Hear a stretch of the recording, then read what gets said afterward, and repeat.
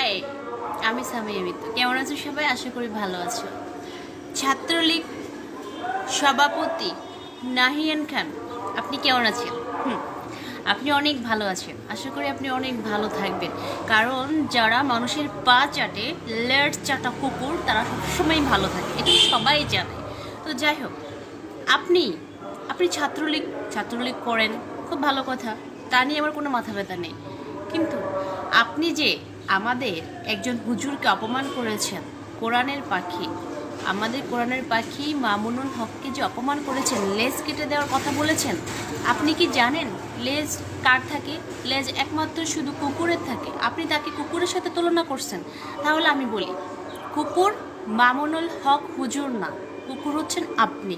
আপনি দেখতে মানুষের মতো হলেও কিন্তু আপনার ভিতরের রূপটা সম্পূর্ণ কুকুরের মতো, যে কারণে আপনি অন্যের লেজ কাটার কথা বলছেন। বুঝতে পেরেছেন? আচ্ছা নাহিয়ান খান, আপনি ছাত্রলীগের সভাপতি, তো ভালো কথা, ছাত্রলীগ করা অপরাধ না, কিন্তু মানুষকে খুন করা, হত্যা করা, মানুষের বিরুদ্ধে উল্টাপাল্টা কথা বলা, মানুষকে হেনস্থা করা, মানুষকে হয়রানি করাই হচ্ছে অপরাধ। আপনি সেইটাই করেছেন। আপনি একজন মানুষকে হত্যার হুমকি দিয়েছেন। লেজ কেটে দেওয়ার মানে কি জানেন? একজন মানুষকে হত্যার হুমকি দেওয়া। আপনি তো বেআইনি কাজ করেছেন। তো আপনার ছাত্রলীগের আদর্শ এত খারাপ কেন?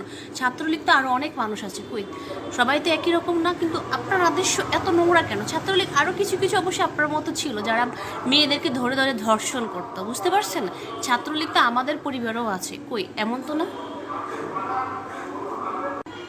নাহিয়ান খান, আজকে আপনি যাদের হয়ে, যাদেরকে খুশি করার জন্য মামুনুল হক হুজুরকে এত বড় কথা বলছেন, আপনাকে আজকে আমি চ্যালেঞ্জ করতেছি।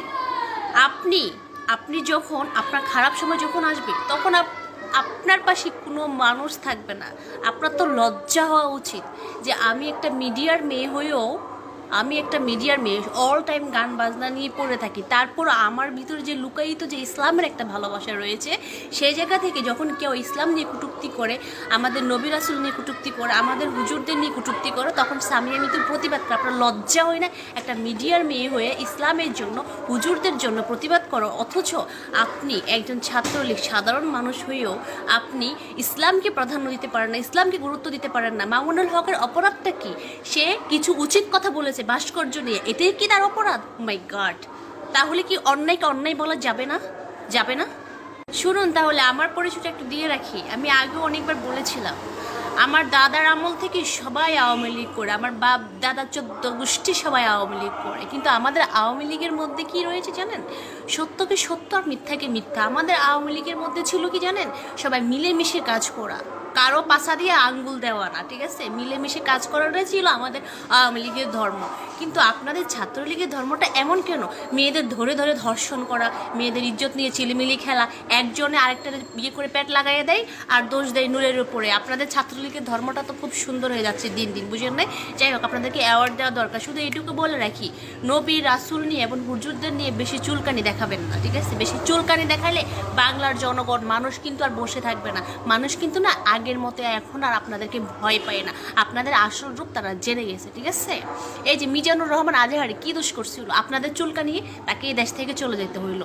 আপনাদের কাছে মানে কি উচিত কথার কোনো দাম নেই? আপনারা তো সেই সমস্ত ছাত্রলীগ, আমি তো ভুলে যাইনি যে আমি সবসময় অন্যায় প্রতিবাদ করি। বিপিনুর ভাইয়ার সাথে যে অন্যায় হয়েছে সেটা নিয়ে প্রতিবাদ করেছিলাম, 71 টিভি নিয়ে যারা ইসলাম নিয়ে কটূক্তি করেছিল, প্রতিবাদ করাতে আপনাদের খুব লেগেছিল। আপনারা কি বলছেন? মিজানুর রহমান আর আমার আর বিপিনুর ভাইয়ার পিকচার এডিটিং করে কি করছেন, বিভিন্ন পেজে প্রচারণা চালিয়েছেন আমি নাকি মিজানুর রহমান ভাইয়ের বেড পার্টনার। ছি, লজ্জা করেন আপনাদের। আপনারা নিজেদের স্বার্থের জন্য আর কত কি করতে পারবেন? আপনাদের বিচার আসলে এই পৃথিবীতে হবে না, মহান আল্লাহ আপনাদের বিচার করবে। আমি এখন চলে যাবো। যাওয়ার আগে বিশেষ করে অশ্লীল কমেন্টকারীর উদ্দেশ্যে কিছু কথা বলে যাচ্ছি।